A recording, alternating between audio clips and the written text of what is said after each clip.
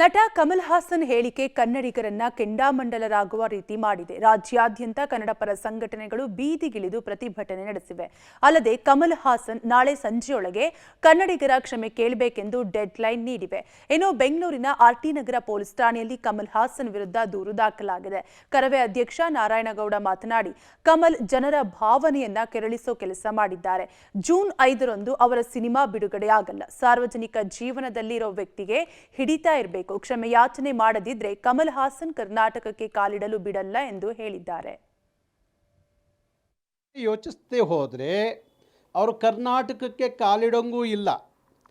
ಮತ್ತೆ ಕರ್ನಾಟಕದಲ್ಲಿ ಅವ್ರ ಸಿನಿಮಾಗಳನ್ನ ಓಡಲಿಕ್ಕೆ ಕರ್ನಾಟಕ ರಕ್ಷಣಾ ವೇದಿಕೆ ಬಿಡಲ್ಲ.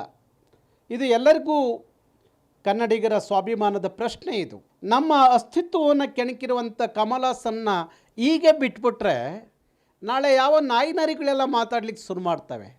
ಹಾಗಾಗಿ ನಮ್ಮ ಕಡೆ ಒಂದು ಗಾದಿ ಮಾತಿದೆ, ಎಡಗಡೆ ಎತ್ತಿಗೆ ಹೊಡೆದ್ರೆ ಬಲಗಡೆ ಎತ್ತು ಅರ್ಥ ಮಾಡ್ಕೋಬೇಕು ಅಂತ. ಹಂಗೆ ಒಬ್ಬ ಕಮಲ್ ಹಾಸನ್ಗೆ ಸರಿಯಾದ ರೀತಿ ಪಾಠ ಹೇಳದೆ ಹೋದರೆ ನಿಮಗೆ ಇತಿಹಾಸದ ಅರಿವಿಲ್ದಲೇ ಇರ್ಬೋದು, ನಿಮಗೆ ಭಾಷಾ ಅರಿವಿಲ್ದಲೇ ಇರ್ಬೋದು. ರಾಜ್ಕುಮಾರ್ ಅವರ ಸ್ವರೂಪದಲ್ಲಿ ನೋಡ್ತಾ ಇರುವ ಶಿವಣ್ಣವರ ಎದುರುಗಡೆ ನೀವು ಈ ಮಾತನ್ನ ಹೇಳಿದ್ರ ಅಂದ್ರೆ ಯಾಕೆ ನಮ್ಮನ್ನ ಬೇರೆ ಭಾಷೆಗಳ ಜೊತೆ ಹೋಲಿಸ್ತೀರಾ?